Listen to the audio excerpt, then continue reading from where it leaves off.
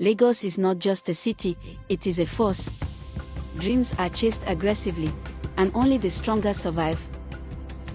Among the giants of this city stood one name that carried unusual weight. Chinedu Okafor. Chinedu was the definition of success. His mansion in Ikoyi rose like a palace behind guarded gates. His garage housed machines most people only saw in magazines.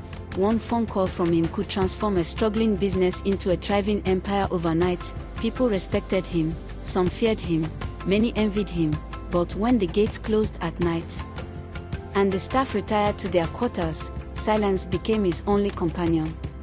Because success does not always silence loneliness, every detail of Chinedu's life was structured. Contracts, investments, dinners, even his friendships were strategic. Nothing was left to chance. Emotions were distractions, and distractions were weaknesses, or at least, that was what he believed, until one unforgettable night changed everything.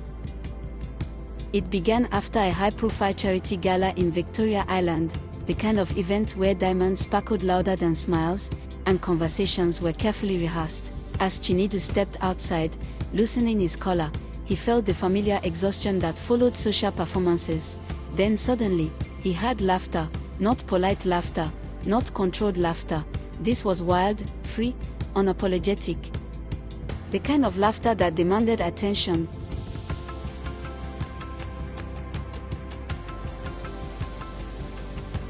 Beneath a lonely streetlight, a woman danced barefoot on the pavement. She spun slowly, arms open to the night breeze as though the entire universe were watching her private performance. Passing cars slowed, strangers stared, some shook their heads in pity, but she danced on, unafraid, unashamed, alive. Her name was Chinaza. When he approached her and warned she might injure her feet, she simply smiled and said, "Sometimes you need to feel the ground to remember you're alive." Those words unsettled him, because for the first time in years, Chinedu realized he had not truly felt alive. Days passed, yet her image refused to leave his mind.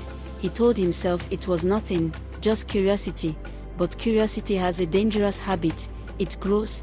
Soon he began searching for her, finding excuses to pass through her neighborhood, hoping, even if he wouldn't admit it, to see her again, and when he did, something shifted inside him.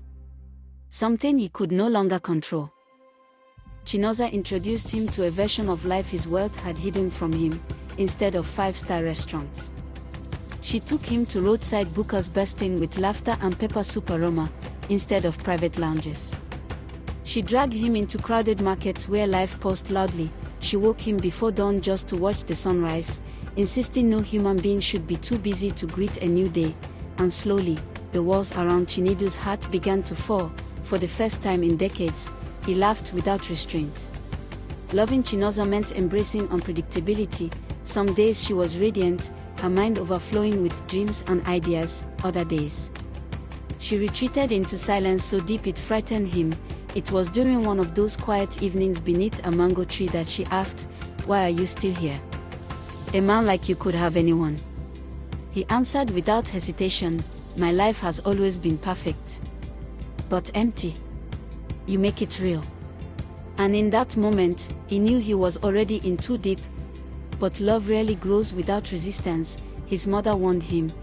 "Chinedu, you must respect our traditions." I respect them, but I must choose my own path. "This will bring shame to the family." His friends questioned his judgment, business partners feared scandal. To them, Chinaza was a liability, a mistake waiting to happen.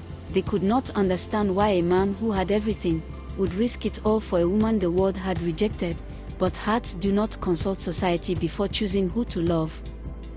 Then one evening, as the sun dissolved into the ocean, Chinedu made a decision that would leave many speechless. "Oh, it's beautiful! Will you marry me?" 1,000 times yes!"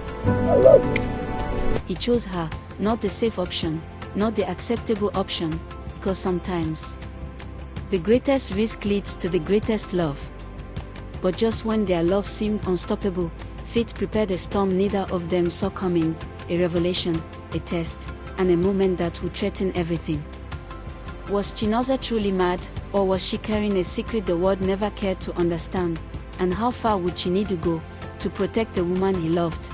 Their story is only beginning, continued in part 2.